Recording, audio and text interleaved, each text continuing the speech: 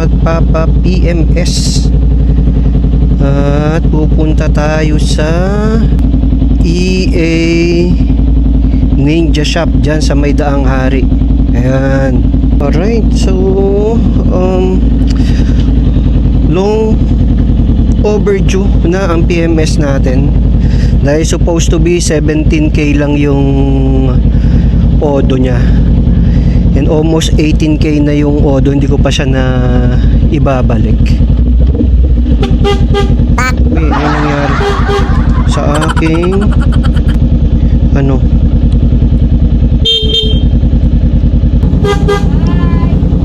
wala yung ko, isang busina ko. Sige, tingnan natin mamaya. So, ang pangit ng bye-bye! Pangit ng busina ko, no? Mahina na rin kasi yung battery nito, mga ka-otits eh. So, going back, long overdue na yung PMS nito, no? Dapat 17k odo, nagpa-PMS na ako. Pero dahil umira lang ating katamadan, hindi natin ibalik dun sa Honda Big Bike sa Santo Tomas. And since may bayad din naman ang pa-PMS dahil hindi siya covered ng coupon, so dito na lang tayo sa EA Ninja Shop. Marami ring nagtatanong no, kung saan merong malapit na shop na dito sa Cavite na pwedeng pa PMS-an. Excuse me. And ito'y lagi yung sinasabi ko, aside from dun sa Racing World dyan sa may Camellia, Bacoor, sa Springville.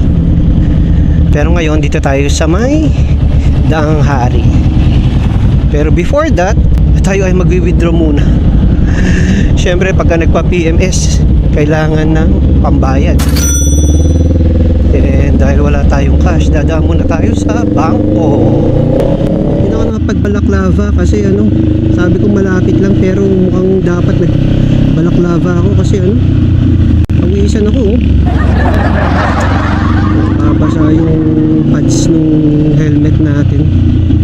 I-withdraw muna tayo dito sa may video. Sana wala masyadong pila. Dito.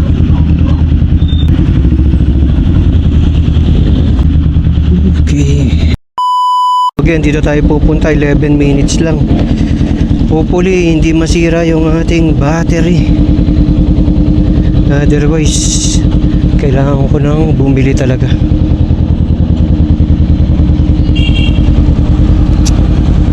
Hina na ng battery ko.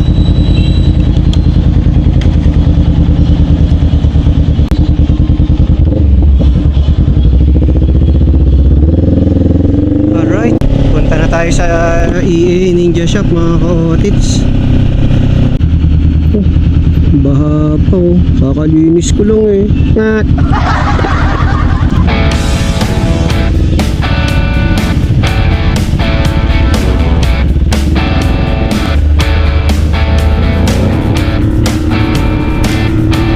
Na tayo mag-left turn.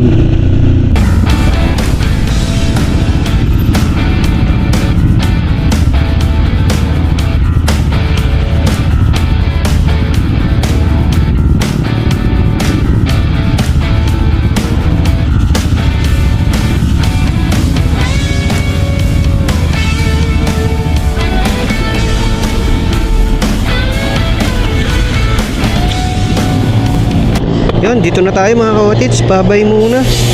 Papatay muna natin. Papanik muna tayo sa taas para mag-settle ng job order.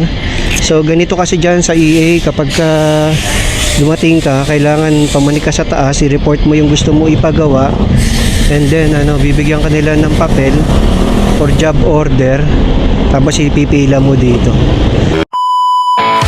Ka-otits, saan ba location yan? Ang EA Ninja Shop, dito lang yan mga ka-otits, sa Daang Hari. Kung galing ka SM Molino. After niya ng Dali at Jetty Station. Yan. Yung EA. Pero kung galing ka naman dun sa Imo, dito siya manggagaling. Tapos andito yung shop nila. Tulad ng sabi ko sa inyo kanina, step 1, ask for job order. Tapos attach yung job order dun sa windshield or front ng headlight. And then gagawin na, tapos payment. So kaya nilagay na natin doon. Nilang din natin nasusunod. Ano job order ng PMS mo ngayon, Otits? Ang job order nga pala ng ipapagawa natin dito is yan, change oil, check ng coolant, check ng LP, filter, baka change ng battery, check ng brake pad sa likod. Minsan hindi ko mabasa. Masasabi ko lahat ng pwedeng ayusin or i-check, pakicheck nila.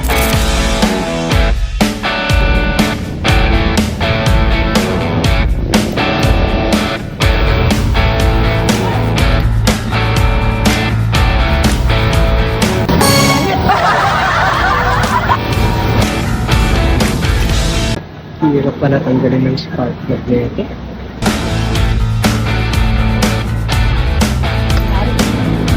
Sa mga ka-otits, ito yung ating spark plug ngayon. At inabot na nga tayo ng ulan, mga ka-Otits.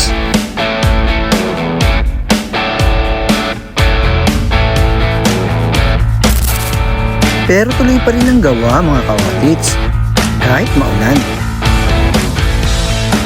Swerte ako ngayon kasi konti lang ang kliyente nila ngayong araw na ito. Dito ay medyo natagalan nga sila sa pagtanggal ng pangalawang spark plug. Hirap pala tanggalin nito, mga ka-Otits. At sa wakas, nakuha rin. Nakuha na?